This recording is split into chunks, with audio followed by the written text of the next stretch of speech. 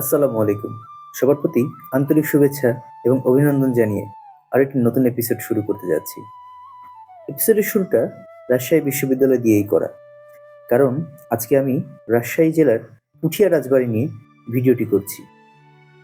রাজশাহী শহরে যাব আর রাজশাহী বিশ্ববিদ্যালয় ঘোরা হবে না, তা হয় না। তাই পুঠিয়া রাজবাড়ি যাওয়ার আগে রাজশাহী বিশ্ববিদ্যালয়ে একটু ঢু মেরে আসলাম এবং বিশ্ববিদ্যালয় প্রাঙ্গণের এই চায়ের জায়গাটি থেকে চমৎকার ২ কাপ চা আমরা ২ বন্ধু মিলে খেয়ে আমরা রওনা দিলাম আমাদের পরবর্তী গন্তব্য পুঠিয়া রাজবাড়িতে। রাজশাহী শহরটি তার নান্দনিক সাজসজ্জার জন্য বরাবরই বিখ্যাত। বিশেষ করে বাংলাদেশের অন্যান্য বিভাগীয় জেলা থেকে এটি অনেক চমৎকার। পথে যেতে যেতে আমি বাংলা ট্র্যাক ক্রিকেট একাডেমিতে দাঁড়িয়ে পড়লাম। সেখানে দাঁড়িয়ে একটু ভিডিও করলাম, কিছুটা ছবি তুললাম। আমরা একদম শেষ বিকেলে পৌঁছে গিয়েছিলাম, তাই রাজবাড়ি বন্ধ হয়ে যাবে। শুরুতেই খুব দ্রুত টিকিটটা কেটে ভেতরে ঢুকি। রাজশাহী জেলায় অবস্থিত পুঠিয়া রাজবাড়ি বাংলাদেশের অন্যতম প্রাচীন ও সমৃদ্ধ জমিদার পরিবারের ঐতিহাসিক নিদর্শন। মুঘল আমলে সম্রাট জাহাঙ্গীরের শাসনকালে এই জমিদার বংশের প্রতিষ্ঠাতা নীলাম্বর প্রথম রাজা উপাধিটি লাভ করেন।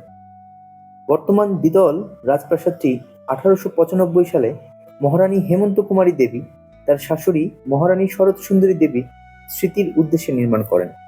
ইন্দো ইউরোপীয় কিংবা ইন্দো সার্সেনিক স্থাপত্য রীতিতে নির্মিত এই রাজবাড়িটি। রাজবাড়ি সংলগ্ন এলাকায় প্রায় 13টির মতো ঐতিহাসিক প্রাচীন মন্দির ও দোলমঞ্চ রয়েছে।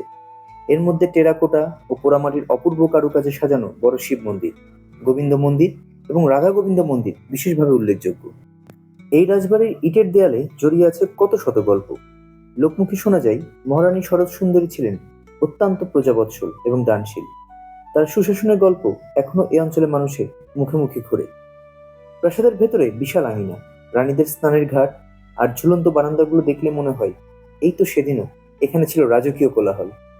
কিন্তু আজ সেখানে শুধু নীরবতা। রাজাদের সেই জাঁকজমকপূর্ণ দিন শেষ হয়েছে ঠিকই, কিন্তু তাদের রেখে যাওয়া কীর্তি আজও আমাদের মুগ্ধ করে। দেশভাগের পর জমিদার প্রথা বিলুপ্ত হয়। রাজপরিবারের সদস্যরা ভারতে চলে যান। পরবর্তী সময়ে ভবনটি দীর্ঘদিন লস্করপুর ডিগ্রি কলেজের কার্যক্রম পরিচালিত হয়েছে। বর্তমানে এটি প্রত্নতত্ত্ব অধিদপ্তরের অধীনে সংরক্ষিত পুরাকৃতি হিসেবে ঘোষিত হয়েছে। যেটি বলছিলাম, রাজবাড়ি সংলগ্ন মোট 13টি মন্দিরের কথা। এটি সবচেয়ে বড় শিব মন্দির এবং এছাড়াও আরো অনেকগুলো মন্দির রয়েছে। বড় শিব মন্দির, গোবিন্দ মন্দির, রাধা গোবিন্দ মন্দির, সবগুলো অত্যন্ত চমৎকার এবং রাজবাড়ির স্মৃতি এখনো জ্বলজ্বল করছে এই মন্দিরের ভেতরে।